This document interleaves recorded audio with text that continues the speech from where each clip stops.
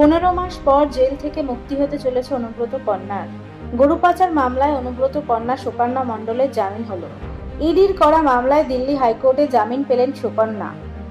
একই মামলায় তিহার জেলে বন্দী অনুব্রত মণ্ডল। 2023 সালের এপ্রিল মাসে গ্রেপ্তার হন অনুব্রত কন্যা সুকন্যা মণ্ডল। জামিন হলেও কোর্টের পারমিশন না নিয়ে দেশের বাইরে যেতে পারবে না, এমনটাই রায় আদালতের।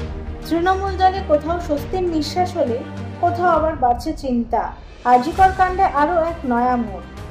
এবার আরজিকর কাণ্ডে শ্রীরামপুরে তৃণমূল বিধায়ক সুদীপ্ত রায়ের সিথির বাড়িতে গেল সিবিআই। চলছে তল্লাশি। সুদীপ্তের একটি নার্সিংহোমেও চলছে তল্লাশি। বৃহস্পতিবার দুপুর 1টা নাগাদ সিবিআই এর অপরাধ দমন শাখার আধিকারিকেরা সুদীপ্তের সিথির মোড় সংলগ্ন বিটি রোডের বাড়িতে হানা দেন। বিধায়কের মালিকানাধীন বাড়ি লাগোয়া নার্সিংহোমেও হানা দেওয়া হয়।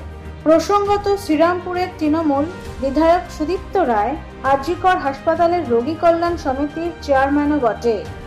এর পাশাপাশি তিনি রাজ্যের হেলথ রিক্রুটমেন্ট বোর্ডের সদস্য এবং ওয়েস্ট বেঙ্গল মেডিকেল কাউন্সিলের প্রাক্তন সভাপতি। ব্যুরো রিপোর্ট, ক্যালকলিং টিভি।